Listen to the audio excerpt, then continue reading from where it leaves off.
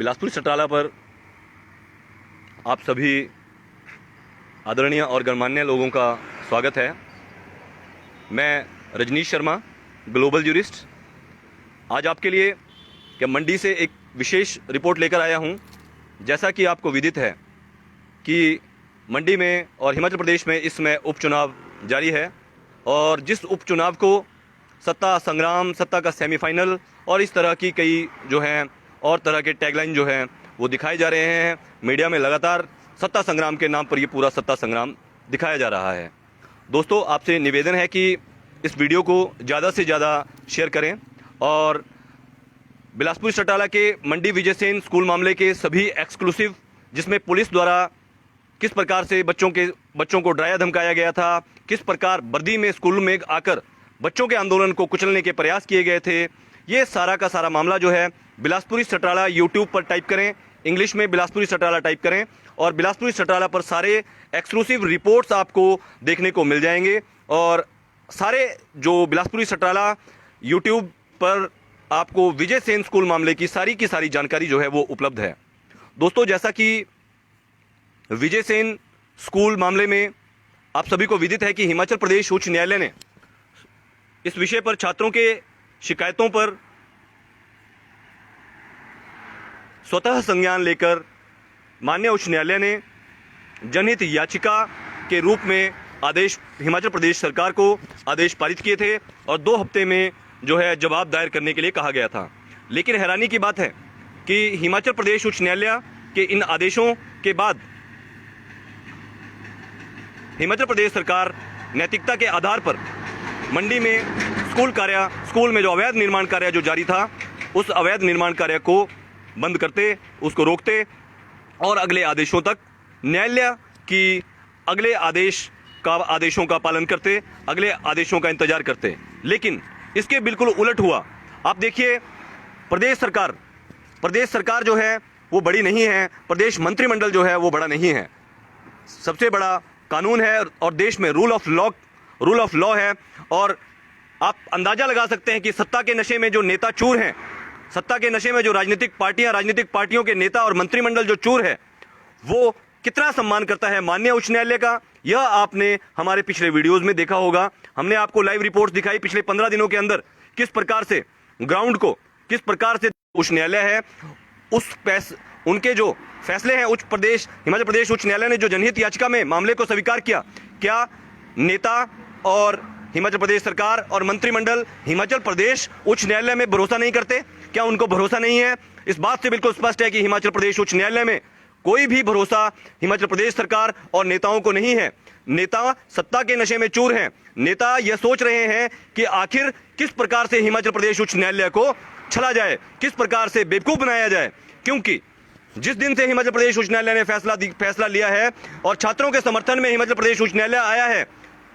उसके बाद विपक्ष को नेताओं से इस्तीफे मांगने चाहिए थे और नेताओं को इस्तीफे देने चाहिए थे। शिक्षा मंत्री, खेल मंत्री और मुख्यमंत्री जी को इस्तीफे देने चाहिए थे। और ये सारा का सारा जो कार्य यहाँ पे अनैतिक कार्य जो जारी है, उसमें उनकी क्या मिलीभगत है? वो आरोप लगा रहे हैं आपस में एक दूसरे पर, कभी वो टिकटों की लड़ाई लड़ रहे हैं, कभी कह रहे हैं कि ठेकेदार और वो मिले हुए हैं। हमारा इसमें स्पष्ट रूप से कहना है कि इसमें सभी लोग मिले हुए हैं और इसमें इतने बड़े बड़े लोग मिले हुए हैं जो करोड़ों का धंधा बच्चों के शिक्षा का जो स्कूल है, जिसका व्यवसायीकरण नहीं किया जा सकता, माननीय सर्वोच्च न्यायालय के आदेशों के तहत किसी भी स्कूल का व्यवसायीकरण नहीं किया जा सकता, तो आखिर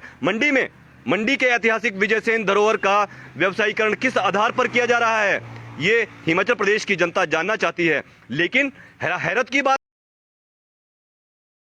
है कि मंडी का जो मीडिया है वो इस मामले में बिल्कुल चुप बैठा हुआ है और सत्ता संग्राम को दिखाने में बिजी है, जबकि मेन बाजार के साथ जेल रोड पर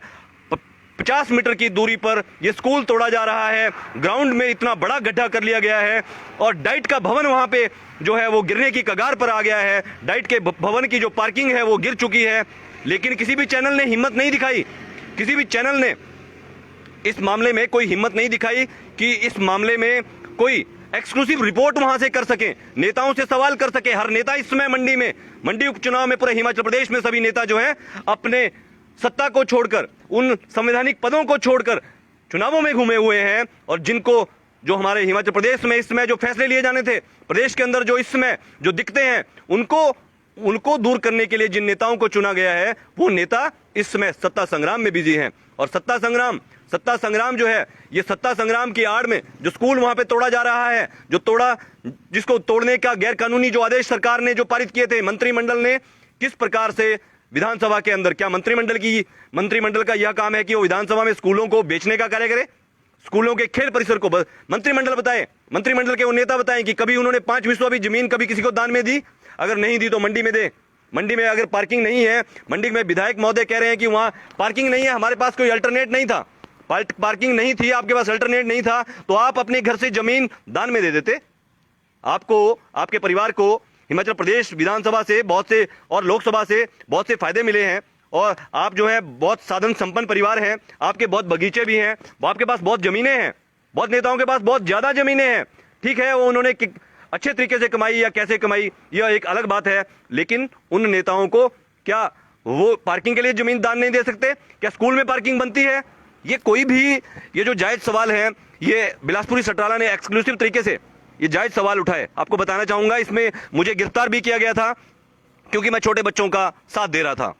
लेकिन उन लोगों को शर्म से, उनको चुल्लू भर पानी में डूब मरना चाहिए, उन लोगों को जिन्होंने मुझे गिरफ्तार करवाने के लिए षड्यंत्र रचा, और चुल्लू भर पानी में डूब मरना चाहिए उन लोगों को जिन्होंने ये फैसला स्कूल तोड़ने का लिया, क्योंकि ना तो मेरे खिलाफ कोई शिकायत थी, और मैंने अपने जो विवेक का इस्तेमाल करके उन बच्चों के समर्थन में मैं इसलिए आया था क्योंकि छोटे बच्चे इस देश का भविष्य हैं, और हमारे कानून के मुताबिक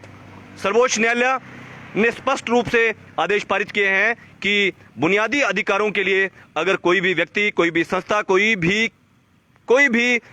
इंडिविजुअल अगर कोई इसी प्रकार से अपनी लड़ाई को लड़ता है, अपनी आवाज को उठाता है, तो वो बिल्कुल उठा सकता है। कानूनी तरीके से अपनी आवाज को उठाने का अधिकार हमें मिला हुआ है, लेकिन लोकतंत्र की हत्या मंडी में लगातार हो रही है, आज भी हो रही है। कलम पर मंडी में पहरा लगा हुआ है। कोई भी कलम का जो व्यक्ति है, सिवाय 2-4 लोगों को मैं आदर के साथ, सम्मान के साथ इस वीडियो में बताना चाहूंगा कि मंडी के मीडिया में सिर्फ लगभग 3-4 लोग जो हैं मुझे ऐसे मिले, बच्चों को ऐसे मिले, और जिन्होंने बच्चों का समर्थन निस्वार्थ भाव से किया है, उनका कोई स्वार्थ नहीं है। मैं धन्यवाद देना चाहूंगा, और मैं चाहूंगा कि उनको मंडी के लोग और हिमाचल प्रदेश के लोग जो हैं सम्मानित करें, और वो सम्मान के पात्र हैं कि उन्होंने बच्चों की आवाज को निस्वार्थ भाव से उठाया। लेकिन आप समझते हैं, धंधे का टाइम है, और बहुत से लोग जो हैं धंधे में बिजी हैं।